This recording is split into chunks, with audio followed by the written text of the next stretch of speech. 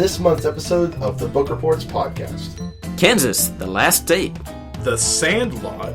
1950s car safety. Shakira, the autobiography.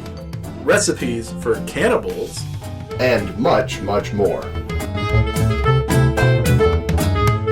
Welcome to Book Reports Podcast, a monthly podcast of high literary discussion and lowbrow humor. I'm Sam Tyler. I'm Bryce Diener. And today we're joined by our very close friend, PJ Jim Terwilliger. Hey guys, how you doing? Good, thank you for coming. Thanks for having me. I know PJ quite closely, and Bryce knows PJ quite closely because we work with him on a fairly regular basis in Bible Bowl. Absolutely. You were the what?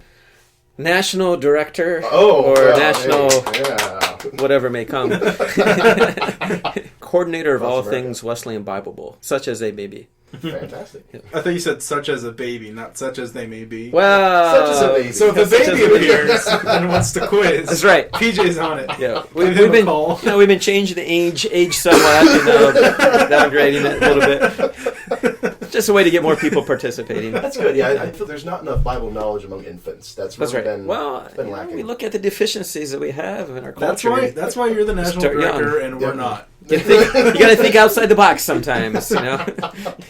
Well, despite this, it is still a Book Reports podcast. Yes. Each of us has picked a book, and we're going to discuss it. My book for this is The Life and Mysterious Death of Ian Mackintosh, the inside story of the Sandbaggers and television's top spy. This was a fantastic book. I really enjoyed reading it. I don't think there was any part of this book that I did not enjoy.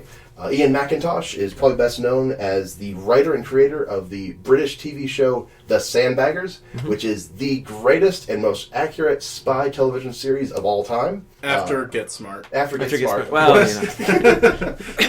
yeah, after Scarecrow and Mrs. King. Yeah. After Happy Days. Look it up, kids. There's nothing there. You're just, don't look. Yeah, absolutely nothing. Sandbaggers is a fantastic show because it is unafraid of asking all the fun, hard questions of if your job is basically to break the law every single day, how much of that is allowed by the government and how much of it is held back by the government. Sandbaggers came up during the very height of the Cold War in the late 70s, so the things that they're asked to do is really, really despicable. And the reason that Ian Mackintosh was able to write this show so accurately is because chances are he was also a spy.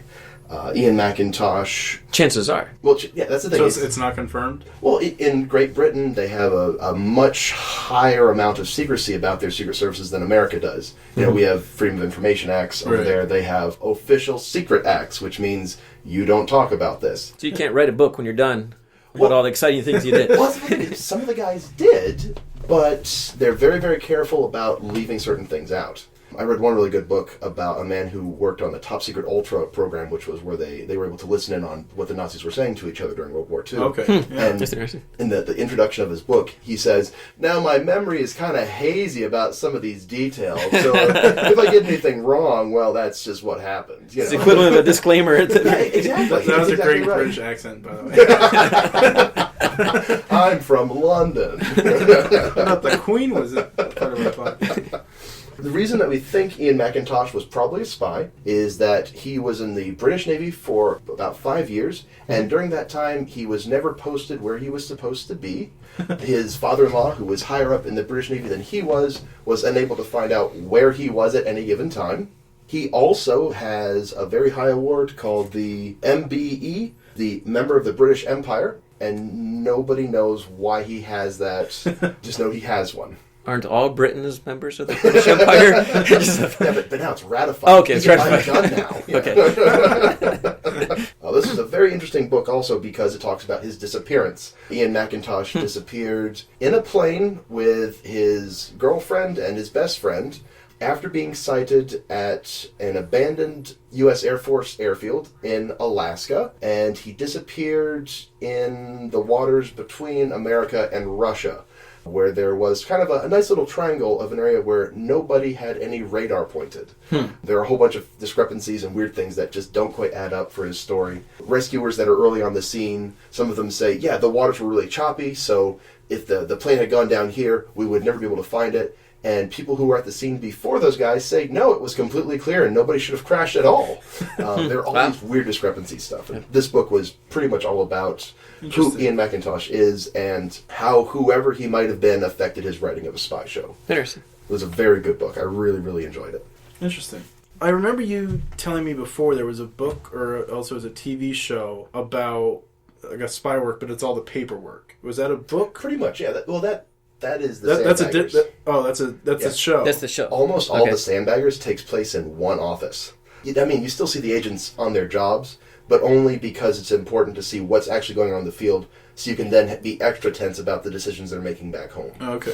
Because I think you told me once it's like the most boring but interesting spy show or something like that. Well, yeah, because it's all paperwork and it's all like not like the James Bond where it's like, you know, you get to flirt with women and drive these fast cars. It's we get to fill out this paperwork. One explosion in the entire series. Oh, wow. I counted. There is, and it's in the pilot episode. There is no just to get people interested at the very beginning. Exactly. The head agent they have in the field gets really nervous after using a gun. There are a couple scenes where he actually throws up because he's just had to shoot somebody. Oh, wow. It's a really good Yeah, you show. don't see that in the normal movies about spies. Right. Oh, you don't get that kind of stuff. Not a bit. The main character, I mean, taking it further away from James Bond, has sworn off all alcohol. He drinks nothing but soda and water. So Ian was the writer for the show. How many seasons did the show go?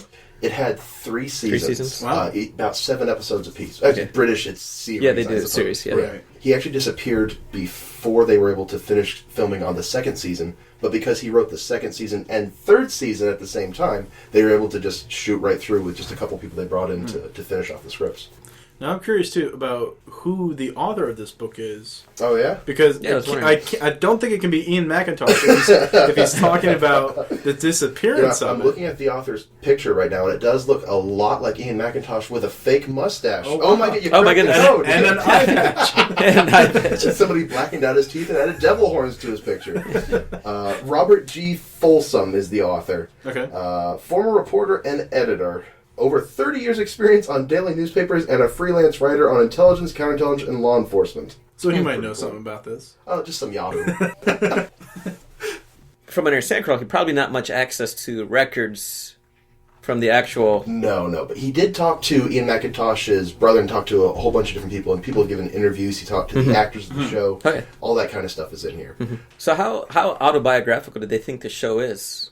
Well, there's a lot of points during the filming where they would have to ask Ian Mackintosh, are you sure this is real? And Ian Mackintosh would say, no, it went very differently in real life. So it's not quite autobiographical. I think the main character of the show, Neil Burnside, he makes the decisions that Ian Mackintosh wishes he could have in his place. Okay. Okay. Neil Burnside is very, very willing to say, well, I don't care about promotion, I'm going to do it my way. He's very much willing to go against authority to try to do what he thinks is the right thing. And that's kind of one of the big themes of Sandbaggers, is making the hard calls. Am I going to save the hostages, save the career of a high-ranking British politician who could help me out later, or keep my people safe? I can pick one of them for sure, or I could try to do 2 of those and make it chancy, or do all 3 and definitely fail.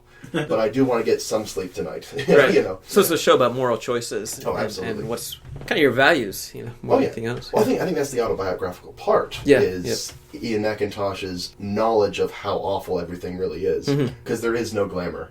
If it weren't based on real experiences, I think it would be more the James Bond stuff. Yeah. It's such a harsh, hard, interesting way of looking at spy work that really has only been done by John le Carré before, that it just really, really strikes such a true chord. Interesting. I think what's neat about that, too, is like he definitely has to walk that line of, is this legal, is this illegal, and if it is illegal, how illegal can I get? Because like you were saying before, is that how much is the British government going to back me up? One episode has been lost because it wasn't allowed to be produced. The script had too much stuff that was considered to be too cutting edge, too close to reality. The British government said, no, you can't make this episode that he had written. Interesting. Yeah, it's pretty neat. It's the world of espionage. I mean, it is full of crazy people and criminals. It's full of eccentric and weird people. That's the real fun of reading these books. Maybe you have to be to be in that line. Well, yeah, exactly. I don't know. Well, I mean, that's kind of the kind of weird thing about American espionage is it's all desks and computers now, and we sort of source out all our people on the ground assets elsewhere. Kind of makes it a little bit less exciting, but it makes it a lot safer. That's very true. Yeah. Well, I read Scary Close by Donald Miller. It's the 4th book I read by Donald Miller. Of course, most people, if they talk Donald Miller, they're familiar with Blue Like Jazz, which is kind of the book that put him on the map, if you will. Bryce, you've read it. Yeah, I read that one, and I read Million Miles. A Million Miles in 1,000 Years. There's one that has Searching for God Knows What. Yeah, is there's the other that popular. one, and there's something with there's Dragon is in the title, but I think that's about him and his relationship with his dad. That he Right. Yep. And But that's. I forget and I haven't what read it's that called, one yet. so, okay. Yeah. I won't ruin it for you. Is there one where he goes to the Grand Canyon? That's In A Million somebody Miles. A Million Miles. Okay, Yeah. all right, that's the one I've read there. Yeah. They're all autobiographical. He's writing about his experiences, which I think is what people associate with. They see themselves in him. He's willing to be transparent and say, this is what I've gone through. And that's really what this book is about, is actually taking that transparency to another level. And he goes through the story of his getting to the point where he's willing to be transparent with people and be what he calls scary close with people. Particularly his fiancée, who is, spoiler alert, going to become his wife. Ooh. Sorry, ruined the book for you. Saucy. Oh. Still worth reading now. See, scary close. I just thought it meant like over your shoulder, kind of reading your book as you're reading it. Someone who Yes. doesn't know about personal Just space. very Yeah. uncomfortable. Breathing down There's your neck. that. There's that too. But that was not quite where he was going with it yet. So, but it was interesting. This is the fourth book I read by him, and probably the most transparent of the four books, where he just kind of goes into some details. It's not that he was hiding things before; he just didn't choose to go down certain roads. Okay. And particularly the relational roads in the other movies, the other books as much. And there is a movie, Blue Like Jazz, roughly based on, well, Blue Like Jazz. Funny as I may be. Not to be confused with Ken Burns' jazz series. Exactly. Very different. Very That different. is great. It is fantastic. And before we get back to your book, I just want to note on that. I like that series by Ken Burns, Yeah. but the jazz is so soothing that I fell asleep during every episode. It's just like, put me. The narrator's voice doesn't help either, though. That's Yeah, a it's- voice it's that's just- like, it's Q-tip in your ears all Like, I found it interesting, and I found the music entertaining, but I also found my eyes drooping. And, like, I watched it like with my mom at one point in one of the episodes, and she fell asleep, so it didn't help. So it's one of those good shows when you're having a rough time going to sleep. Yeah, You know, yeah. just listen to watch this. Ken Burns' So it's like every TV documentary show on my jazz. mom watches. Yeah. Okay, sorry. Anyway. Blue Like Jazz and Million Miles are two of my favorite books. Right. I put in my top 10 books of all time. I wouldn't say I didn't like this book, but it's probably my least favorite of the four Okay. books I've read. Probably because I gravitate a little more toward the theological. And this is probably the least theological and the most relational. Not that I don't like relationships, don't get me wrong, but it's for my reading pleasure or my interests, it wasn't as much there. But I did really appreciate what he had to say, and it challenged me. And it's something for all of us to consider: how transparent are we, especially as Christians? There's a lot of Christians who are putting on masks all the time. Sure. There's a lot of expectations of what you're supposed to be like, and I think sometimes if we can get through those expectations and be real with one another, we find out there's a lot of people out there struggling with a lot of things. And we all think we're the only ones struggling with it. Right. But nobody's willing to start that conversation. No one's willing to be scary close, if you will. So Sure, and then that scary closeness then allows other people to then be scary Right, close with yeah. you back. it starts out that process, yeah. So do you think that this book has kind of opened your eyes to that, in that you want to have those closer relationships and get scary closer? I guess think you could so. say? That's the sequel title. That's a sequel, yeah. Scary closest. Yeah. Well, that's what I said. Even scary That's what I was going to ask closer. too. I was going to ask that next. It's like, where does he go from here if he's already scary close and he's already talking about, like, it's almost like a meta book. Like, here's my relationship. Here's going deeper into my relationships. He can't go back to those shallow books. Right. So, Well, I'm not saying they're shallow, but I mean, if this is deeper. And I think that's the interesting thing. The book ends, spoiler alert again, with him getting married. Oh. And so I would imagine, Don't have to read it now. I guess part of the deal is when you marry Donald Miller, you're probably going to be in his books in the future. I don't know how that works. She just wants the publicity. Yeah, I'm sure they're trying to figure that out. But I mean, he's moving into a new stage of life. He's Right. married now. Eventually, I would imagine kids. And those open up new opportunities, I imagine, for writing as he learns new things. Because we all go through life learning new things. And we have new things to share as we learn those new things. You know, Right. I was talking to my students today about something, an article or movie clip or something we had watched. And myself as a father, I'm going to see it differently than my students will because they have that same experience. A good example is The Shack, the book and the movie. You know, Oh, I thought you meant the basketball player. that guy too. That is definitely a different The experience. Shaq Fu. The Shaq video Fu, game yeah. adaptation. But and I'm going to have a different experience of that because I have kids than my students who haven't had kids. And doesn't mean they like it any less. It's just they have a different filter. Right. Yeah. And so I imagine as he goes through life, he's going to have new things to write about. And that should be especially true for Christian authors. Sure. I mean, in Absolutely. particular. I mean, we're talking about a belief system and something that guides the way that you live your life. It certainly should be something that you gain new perspective on and grow into. Right. Is there anything that you disagreed with? I'm sure there is. Off the top of my head. He didn't read the book. I didn't, yeah. Gotcha. Oh, man. Well, could it be that because he doesn't make so much theological claims or questions in this one like the other ones, that maybe there was less to disagree with? Because this is more of an opinion book. I would say the others have opinions as well, but there was definitely less to disagree with. Okay. Part of me is As like... opposed to his other books, which you disagreed with all the time. All the time. Well, yeah. That's why they're his favorite. Well, that brings up ananother topic. Well, really. it's also hard to go, no, you can't be close to people. Shut yourself off more. Don't be open with people. Christianity is about being by yourself, being your own person, not building relationships. You know, That's right. Yeah, I guess you're right. I suppose so. To quote Jesus' everyone's favorite Jesus quote, "Make disciples of no one, to no nations." that's right. Exactly. Get these children off of me.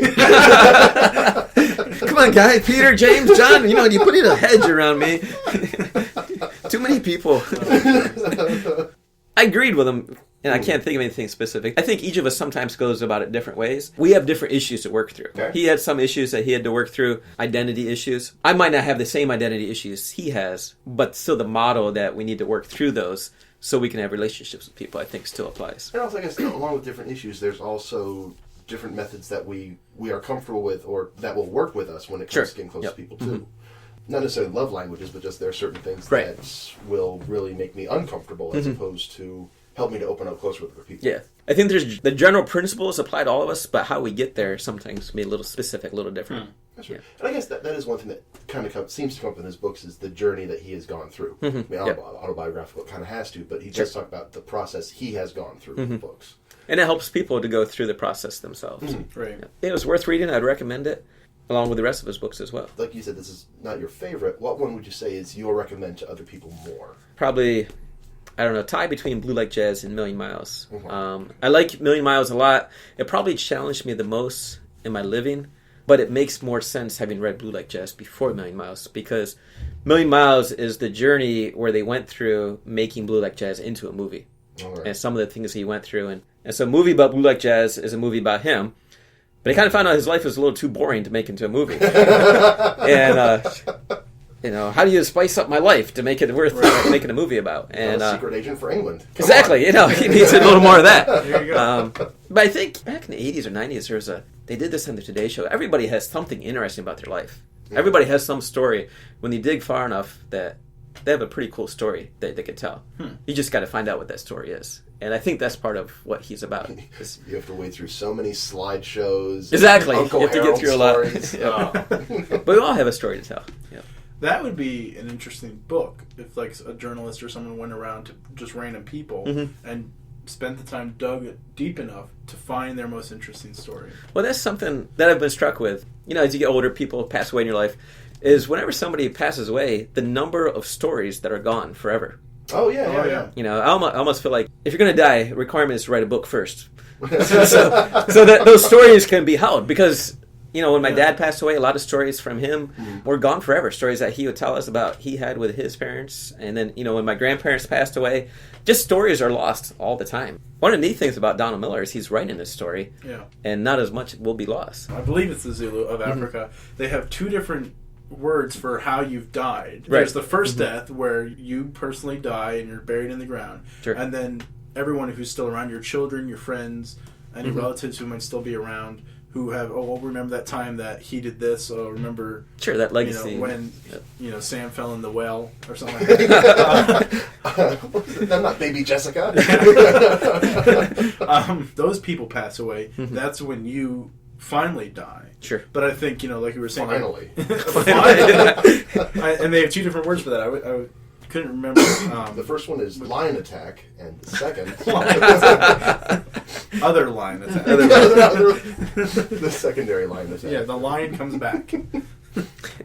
That's a neat concept, because that's true. I think a lot of things are lost when everybody who knew you passes away. And so, Donald Miller writing this book, like you were saying, to quote the Babe Ruth from Sandlot, legends never die. And so Donald Miller has created himself as a legend in creating this story, and his stories will never die. Yep. That's a terrible analogy, but I wanted to work Sandlot into this.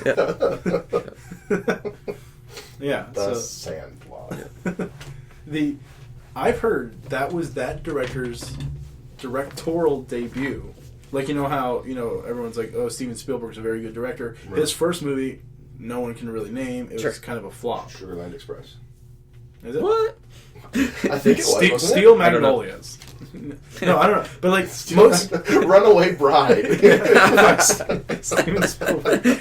Like most directors, their first movies are never like a success. Sure. But this director, that was his very first movie, was The Sandlot, and I don't think he ever directed another movie. Nobody ever remembers. He's like, I'm done. I can't do better than The Sandlot. That's kind of my favorite movie is Night of the Hunter, and it is the only one that Charles Lawton ever directed at all. I mean, I can't imagine what a second movie, if he had made, would have been like. Sure. Oh, my goodness. The Day of the Hunter. It's the prequel. The other Night of the Hunter. It is neat to see the first movie a director makes. That is always interesting to see what ideas were in their heads when they just started off. Right. Yeah. Then they decided, no, we can do better than this. Well, some of them... They're not their first movies. There's so many expectations. You have to go by, this is the way we do movies. Some of them, I'm sure, felt like, and some of them are more free. But some of them, you find out, they become more free after the fact. Oh, now that I'm famous, I can do what I want. Right. Maybe it's different for different directors. Maybe some start off going by expectations, and others get freed for the expectations once they become famous. Yeah. I'm not sure. I think some directors hold on to their creative spark from the beginning, and then are able to then say, hey, I've got the freedom to do it now. Yeah. Whereas other directors kind of have a creative spark in the beginning, and then just sort of become more formulaic and kind of lose their touch a bit. Yeah, there's probably the same thing in the music industry as well. Expectations as you start off, or some just say, hey, I'll do what I want. That's a good point. Yeah, I like it. And that brings me into my next book. It does Shakira, the autobiography. Good segue. Let's see what you do with this one. Shakira, the autobiography. The actual book I read was In Cold Blood by Truman Capote. You may have heard his name, even though you may not have read any of his book. I don't know where I actually heard that this would be a good book to read, but I think I just read the synopsis and was like, oh, that's a pretty interesting book. I'd like to learn more about it. So what this book, In Cold Blood, is about, the Clutter family, 2 children and a mother and father. Not very cluttered so far. Yeah. They're hoarders. No. I assume their house is very nice. The Clutter family are farmers in, I believe it was Kansas. These 2 prisoners hear that they have a safe in the house, and so one night the prisoners break in. They tie up the family, put them in separate rooms. When they go searching for the safe, turns out there is no safe, and so they're like, oh, what do we do with them? Well, we'll have to kill them because they've seen our faces. And so you learn from the beginning who these 2 are. It's kind of like a Columbo episode. You learn who the bad guy is from the beginning because you get to meet these guys. And so it's interesting to see not only the investigation aspect of it, but you also get to see the story of what happened post-robbery/murder to these 2 guys. It was a Saturday night, and so Sunday morning, one of the Nancy Clutter, the daughter of the family, her friend came over because they were going to go to church, and sadly her friend, just like a young teenage girl, happened to discover the body of her friend. And I mean, that can't be easy for anyone of any age. Can't imagine. And so there's this huge investigation. The KBI, the Kansas Bureau of Investigation, gets involved. I think the FBI was involved a little bit. I would like to know if there is a Bureau of Investigation for everybody. What year was the... This was the 1950s. So I would think, us being in Pennsylvania, there's got to be a PBI. Makes me wonder, does every state have one of those? Makes me... You imagine that in some form they probably do. Yeah, I mean, I don't know if that just falls under state police. Maybe Kansas wasn't a state then. Yes, I didn't before their statehood in the 50s. I didn't look up when Kansas... There was this big blank spot in the center of America.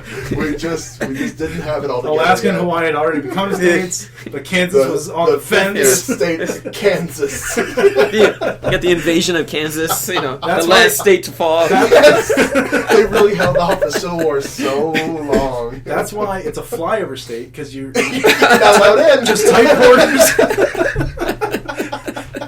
Anyway, back to the murdered family. This is terrible. The whole book goes through the story of this lead investigator whose last name is Dewey, and I wanted to make the connection, his last name is Dewey, the author's last name is Truman.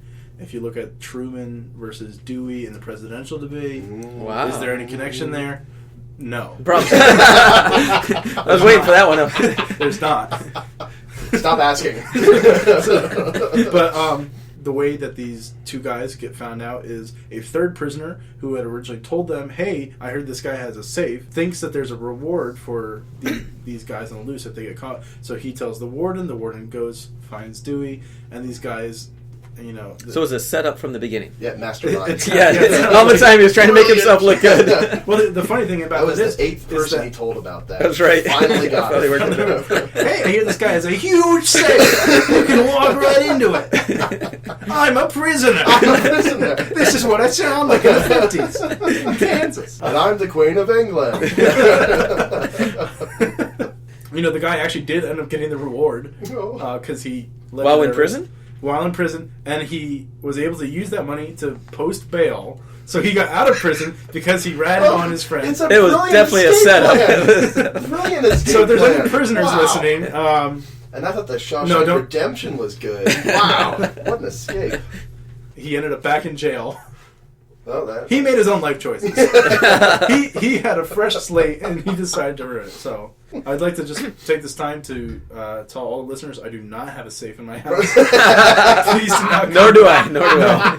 I do, but good luck finding it. You'll have to chain me up. Oh, shoot. It's a sandwich safe. It's a sandwich safe. Between 2 pieces of bread in my fridge. That's adorable. It's a little safe. Yeah. So if I get back to the book here. What book? So why did he find this story interesting enough to tell the story? That is a good question. This was kind of like the murder of the century for Kansas. Like there were people for Kansas. Not just, well, I was gonna say not just for Kansas, but like they said like people as far as like Colorado Springs, Colorado, were like talking about this family that were murdered. One of the things I did like about this too is just their investigative techniques were really. I mean, it's incredible that they were ever caught anybody. Sure. Because this happened. It said it was November 15th, which is a Saturday night.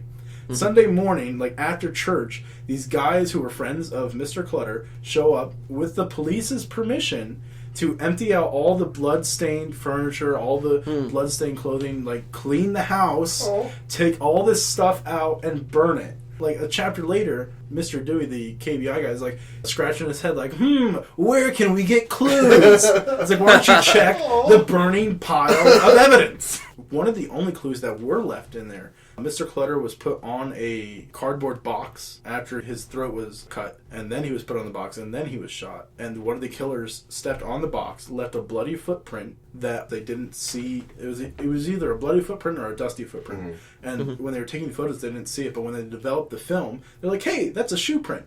And for some reason, these guys said in November, they were caught in July. Mm-hmm. For some reason, they still had these shoes with them. And they were able to link the shoes to these guys. And like, well, why would you have these shoes that match this print exactly? Because they had talked about, like, the night afterwards, they got a hotel. The guy's boots were soaking in water trying to get all the blood stains off. And all that stuff. Yeah. So it was like, at that point, you just kind of throw the shoes away. Yeah. Get new shoes. Smith and Hickok were their last names.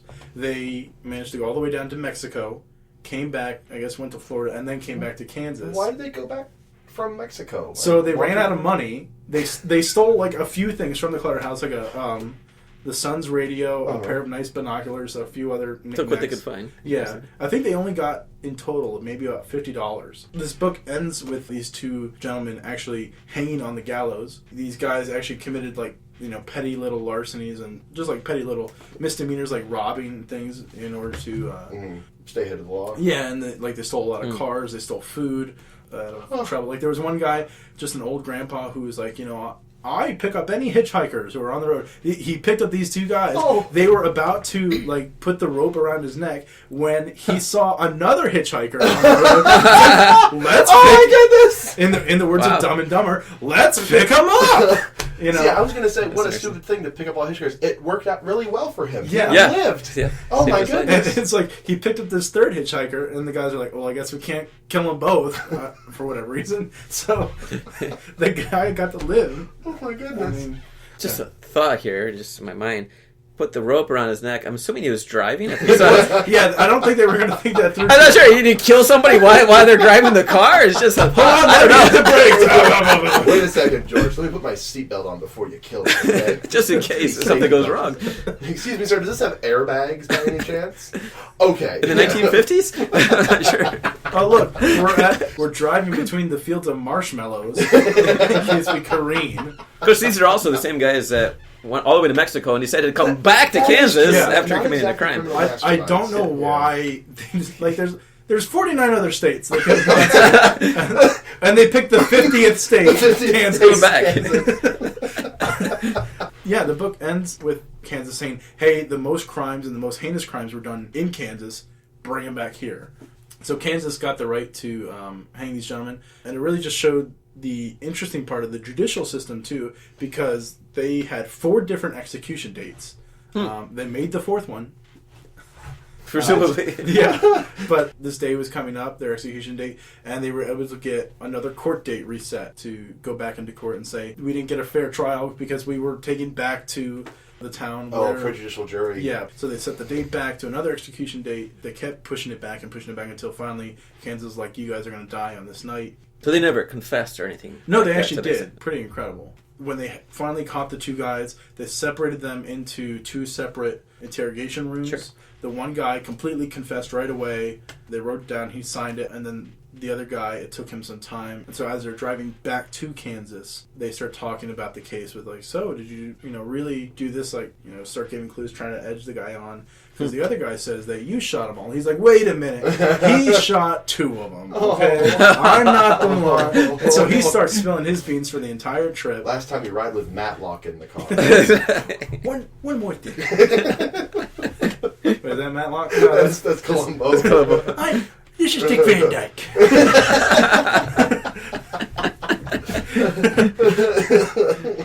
Good Angela Lansbury impression. Thank you. Murder, he wrote.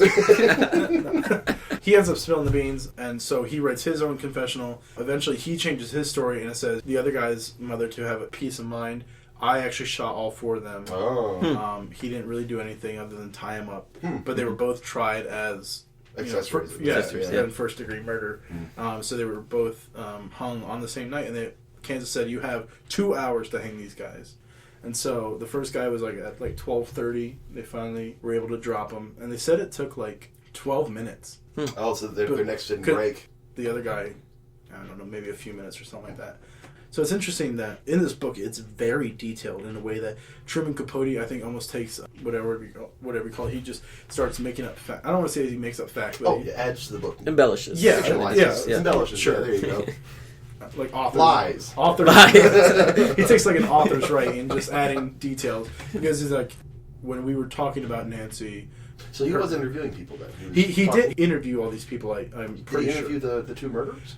While they were on death row, it made it sound like he was able to meet with them pretty regularly.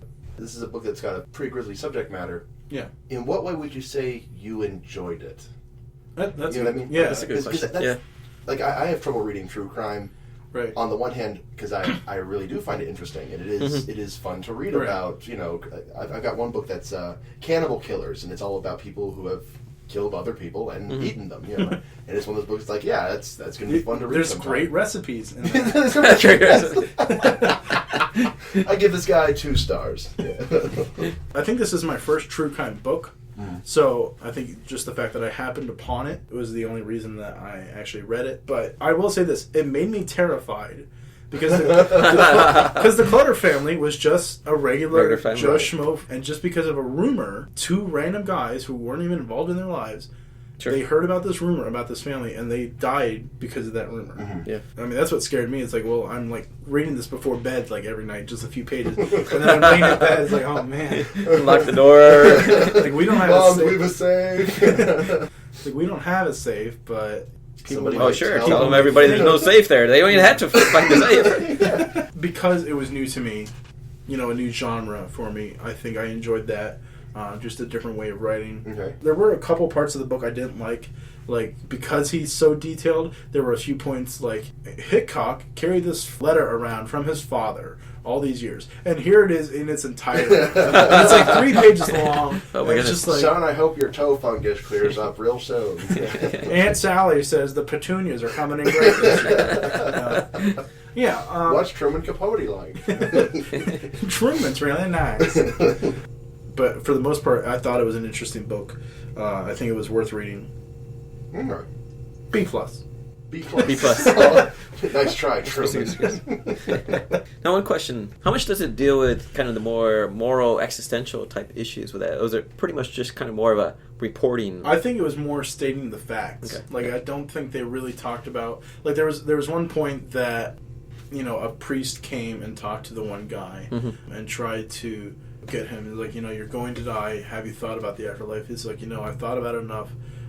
I don't really, believe in any of that stuff. Right. So I think that's about as deep theologically as it gets. Because it kind of begs some questions, like why do these things happen to people? Why did this happen to, like you said, just a regular family that was minding their own business, apparently was church going, right? And then this happens to them. Yeah. Most true crime, it seems to me, is about as willing to ask questions as, say, a police procedural. Sure. It's basically just reporting the facts to you and giving you exposition. Yeah. And preferably with as much lurid detail as possible to keep the reader reading. Yeah. That tends to be, at least the shallow end of true crime is that way. I think a really good true crime writer should be able to get some good questions asked and to be able to get you thinking. And I think even some of the TV shows you see now that are a little more crime oriented, I think the better ones do tend to ask some of those questions as well as reporting what goes on there too. Right. Yeah. The truth is always more interesting than fiction, but I think the truth is also a lot more scarier than anything that someone could just create up. Sure. Because there was a point that these guys were sitting in the car right outside the house before anything happened, and they had a moment. They were like, well, we can just turn around now. We haven't done anything. No, let's go do it. Well, And what causes a person to make that choice to go do it instead of turn back, or even to drive up in the first place? Right. I think pretty much all crime comes from the idea of putting yourself before somebody else's needs. I mean, that's kind of where it all comes from in the first place. Yeah, right? it goes back to that sin nature, put myself first type approach. Yeah. What was it you told me was like every sin is... Terry Pratchett quote, Discworld. He said, yeah, I think you mentioned it last. It's from Carpe Ugulum, his book about vampires. Sin is when we treat people like things. Right. Yeah, that was a neat quote. Terry Pratchett is really good for the you think about things in a different light quotes. Sure. He's a great author. We rob people of anything when we think of ourselves first. Sure. Instead of putting them first. And ultimately, I think in some ways you rob yourself too. Yeah. Of what you purpose in life could be, what you could be in life. We'll wrap up here. Thank PJ especially. Thank you for joining us. Yeah, enjoyed the podcast. process and glad to be here. And always like talking about books. Thank you for reading a book. Yeah, it's something I do once in a while. Really stretched you down reading a book. Yep. Listeners, if you are interested in learning more about our podcast or getting up to date on everything Book Reports, Contacting us. Or contacting us, absolutely. If you want to give us a book suggestion that we will ignore, or tell us which one is more handsome, Sam or Bryce. We'll be having a poll on the Facebook page coming up. Be sure to check us out at facebook.com/Book Reports Podcast, or you can email us at bookreportspodcast@gmail.com. I want to thank Kevin MacLeod for composing our theme song, and we will see you next episode.